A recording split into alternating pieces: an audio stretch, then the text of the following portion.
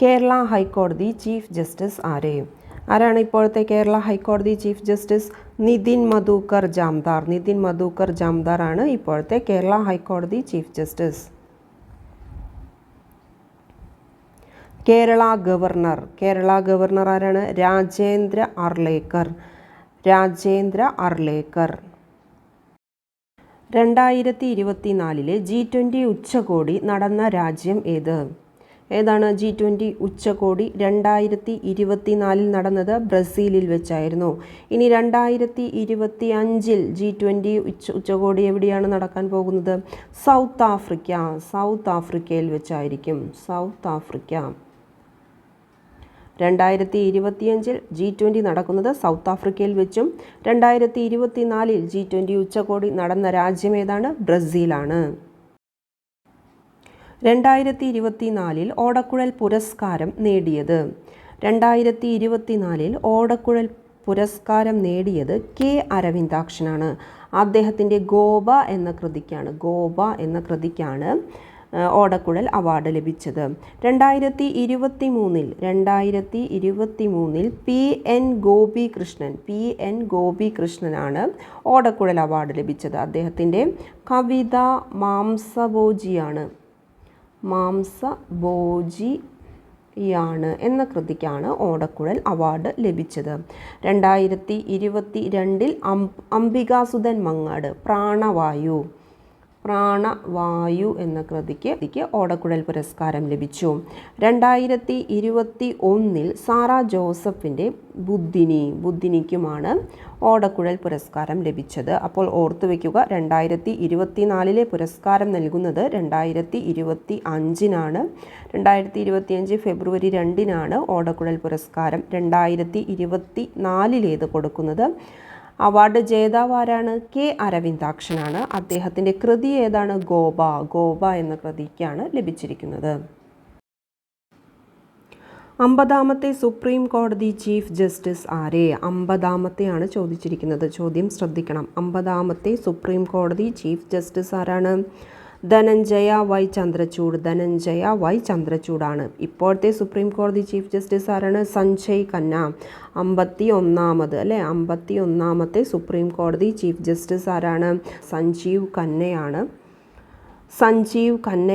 51ാമത് supreme കോടതി chief justice. ഇപ്പോൾ നിലവിലുള്ള സുപ്രീം കോടതി ചീഫ് ജസ്റ്റിസ് ആരാണ്? സഞ്ജീവ് ഖന്ന. നിലവിലെ ISRO ചെയർമാൻ ആരാണ്? വി നാരായണനാണ് നിലവിലെ ISRO ചെയർമാൻ. മനുഷ്യനെ ബഹിരാകാശത്ത് എത്തിക്കുന്ന ISROയുടെ ഗഗൻയാൻ പദ്ധതിക്ക് നേതൃത്വം നൽകിയത് ആര്? മനുഷ്യനെ ബഹിരാകാശത്ത് എത്തിക്കുന്ന ISROയുടെ ഗഗൻയാൻ പദ്ധതിക്ക് നേതൃത്വം നൽകിയത് ആര്? Doctor S Unnikrishnan Nair.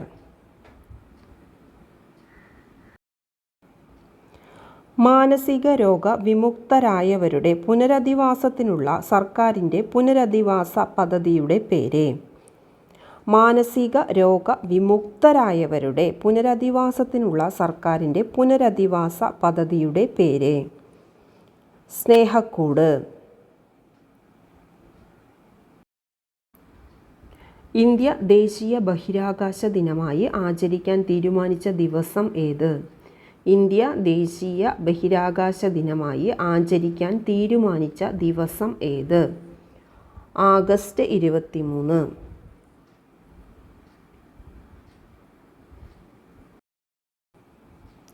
രാജ്യസഭയിലേക്ക് നാമനിർദ്ദേശം ചെയ്യപ്പെട്ട ആദ്യത്തെ മലയാളിയായ വനിതാ കായിക താരം? രാജ്യസഭയിലേക്ക് നാമനിർദ്ദേശം ചെയ്യപ്പെട്ട ആദ്യത്തെ മലയാളിയായ വനിതാ കായിക താരം? PT ഉഷ.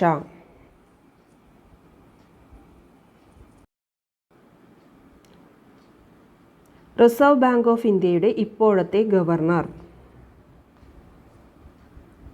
സഞ്ജയ് മൽഹോത്ര.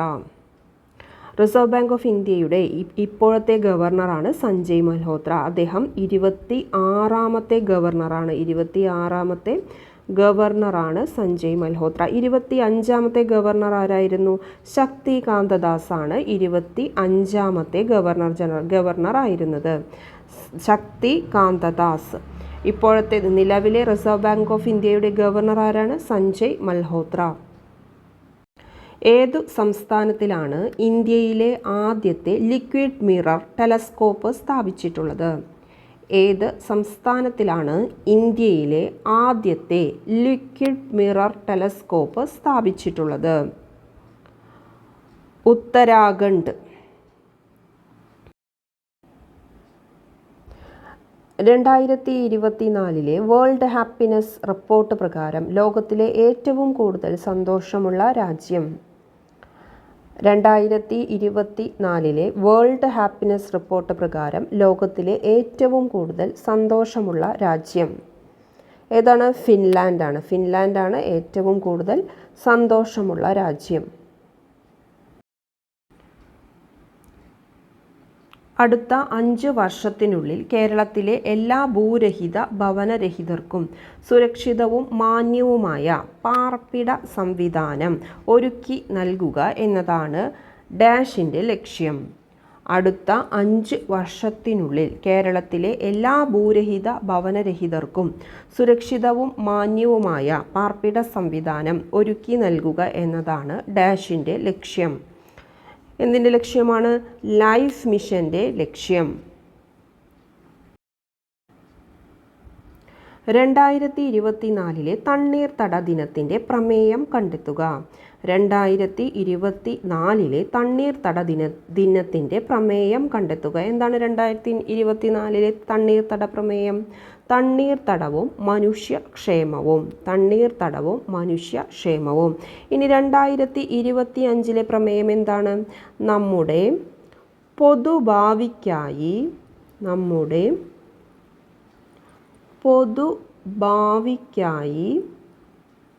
തണ്ണീർത്തടങ്ങൾ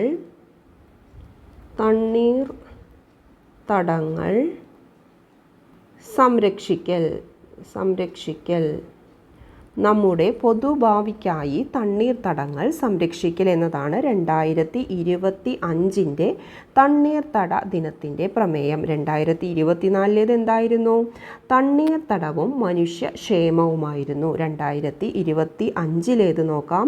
നമ്മുടെ പൊതുഭാവിക്കായി തണ്ണീർത്തടങ്ങൾ സംരക്ഷിക്കൽ. റോഡ് അപകടങ്ങൾ കുറയ്ക്കാനും ഗതാഗത നിയമലംഘനം തടയാനും സംസ്ഥാനത്തെ മോട്ടോർ വാഹന വകുപ്പ് AI അധിഷ്ഠിത ക്യാമറകൾ സ്ഥാപിച്ച പദ്ധതി. റോഡ് അപകടങ്ങൾ കുറയ്ക്കാനും ഗതാഗത നിയമലംഘനം തടയാനും സംസ്ഥാനത്തെ മോട്ടോർ വാഹന വകുപ്പ് AI അധിഷ്ഠിത ക്യാമറകൾ സ്ഥാപിച്ച പദ്ധതി. സേഫ് കേരള.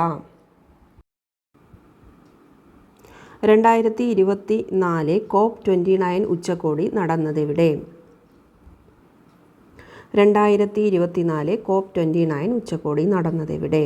അസർബൈജാനിലെ ബാക്കുവിലാണ്. 2024 COP29 ഉച്ചകോടി നടന്നത്. ഇനി COP28 എവിടെയാണ് നടന്നത്? COP28 നടന്നത് ദുബായിലാണ്. COP28 ദുബായിൽ വെച്ചാണ് നടന്നത്. 2023 ദുബായിൽ വെച്ച് COP28 ഉച്ചകോടി നടന്നത്. ഇനി COP എന്ന് പറഞ്ഞാൽ എന്താ? Conference of the parties to united nations framework convention on climate change. Okay, അപ്പോൾ എന്താ?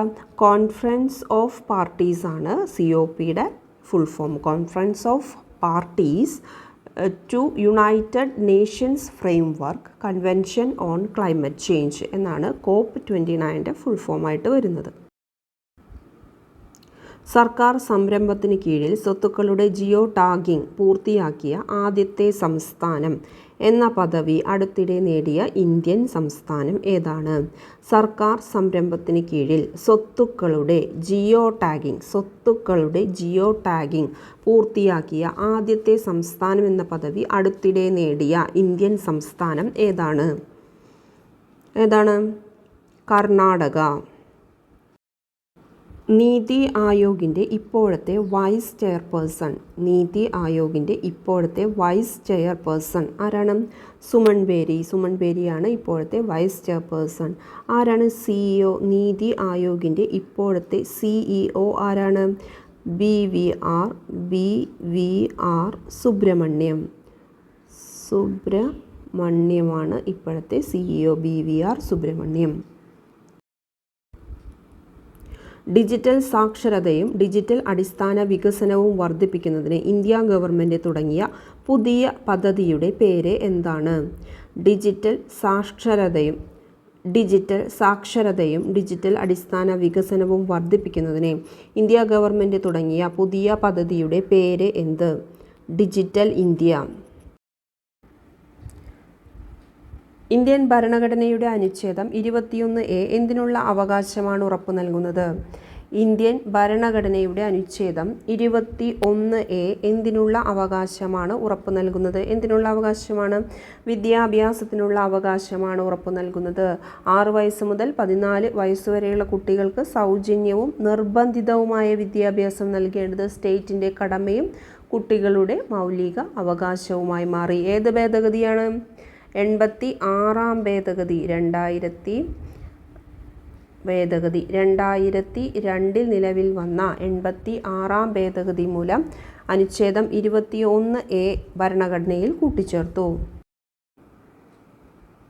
മഹാത്മാഗാന്ധിക്ക് ജയ് എന്ന മുദ്രാവാക്യത്തോടെ ഭരണഘടനാ നിർമ്മാണ സഭ അംഗീകരിച്ച ഭരണഘടനാ വ്യവസ്ഥ ഏതാണ്? അയിത്ത നിർമ്മാർജ്ജനമാണ്. അയിത്ത നിർമ്മാർജ്ജനം.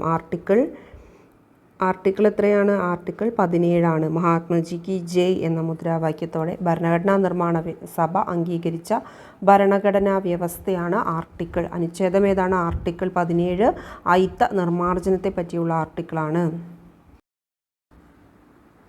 ദേശീയ മനുഷ്യാവകാശ കമ്മീഷൻ്റെ അധ്യക്ഷനായി നിയമിക്കപ്പെട്ട ആദ്യ മലയാളി ആരാണ്? ജസ്റ്റിസ് KG ബാലകൃഷ്ണനാണ്. Justice KG Balakrishnan. എന്നാൽ ദേശീയ മനുഷ്യാവകാശ കമ്മീഷൻ്റെ ആദ്യത്തെ അധ്യക്ഷനാരാണ്? ജസ്റ്റിസ് രംഗനാഥ മിശ്രയാണ്. ആദ്യത്തെ അധ്യക്ഷനായി നിയമിക്കപ്പെട്ടത് ജസ്റ്റിസ് രംഗനാഥ മിശ്രയാണ്. അധ്യക്ഷനായി നിയമിക്കപ്പെട്ട ആദ്യ മലയാളി എന്ന് ചോദിച്ചാൽ ആരാണ് വരുന്നത്? Justice KG Balakrishnan. നമ്മുടെ ദേശീയ ഗാനമായ ജനഗണമന ആദ്യമായി ആലപിച്ചത് ആരാണ്? ആദ്യമായി ആലപിച്ചത് സരളാദേവി ചൗധരാണി. സരളാദേവി ചൗധരാണിയാണ് നമ്മുടെ ദേശീയ ഗാനമായ ജനഗണമന ആദ്യമായി ആലപിച്ചത്. എപ്പോഴാണ് ആലപിച്ചത്? 1911 കൽക്കട്ട സമ്മേളനത്തിൽ. ഇന്ത്യ INCയുടെ കൽക്കട്ട സമ്മേളനത്തിലാണ് ആലപിച്ചത്. 1911 ഇന്ത്യൻ നാഷണൽ കോൺഗ്രസിൻ്റെ കൽക്കട്ട സമ്മേളനത്തിൽ ആരാണ് ആലപിച്ചത്? സരളാദേവി ചൗധരാണി. രവീന്ദ്രനാഥ ടാഗോറിൻ്റെ അനന്തരവളായ സരളാദേവി ചൗധരാണിയാണ് നമ്മുടെ ദേശീയ ഗാനമായ ജനഗണമന ആദ്യമായി ആലപിച്ചത്. നമ്മുടെ ദേശീയ ഗാനം ഏത് ഭാഷയിലാണ് രചിച്ചിട്ടുള്ളത്? ബംഗാളി ഭാഷയിലാണ്. 52 സെക്കൻഡാണ് ദേശീയ ഗാനം ആലപിക്കാൻ എടുക്കുന്ന സമയം. 52 സെക്കൻഡ്. ബാരിസ്റ്റർ GP പിള്ള താഴെ പറയുന്ന ഏത് സംഭവവുമായി ബന്ധപ്പെട്ട നേതാവാണ്? ഏത് സംഭവമായാണ് ബാരിസ്റ്റർ GP പിള്ള ബന്ധപ്പെട്ടിരിക്കുന്നത്? മലയാളി മെമ്മോറിയൽ. മലയാളി മെമ്മോറിയലിൻ്റെ മുദ്രാവാക്യം എന്തായിരുന്നു?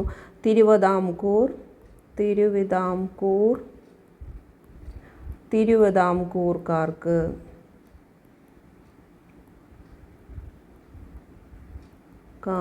അല്ലേ എന്നാണ് മലയാളി മെമ്മോറിയൽ ആർക്കാണ് സമർപ്പിച്ചത്? ശ്രീമൂലം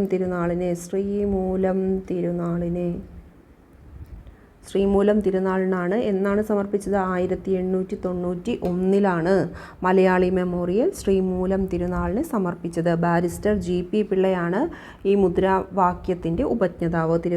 തിരുവിതാംകൂർക്കാർക്ക് എന്ന മുദ്രാവാക്യത്തിൻ്റെ ഉപജ്ഞാതാവ് ആരാണ്? Barrister GP Pillai. മലയാളി മെമ്മോറിയലുമായി ബന്ധപ്പെട്ടാണ് ബാരിസ്റ്റർ GP പിള്ള 1891 ശ്രീമൂലം തിരുനാൾക്ക് മലയാളി മെമ്മോറിയൽ സമർപ്പിച്ചത്.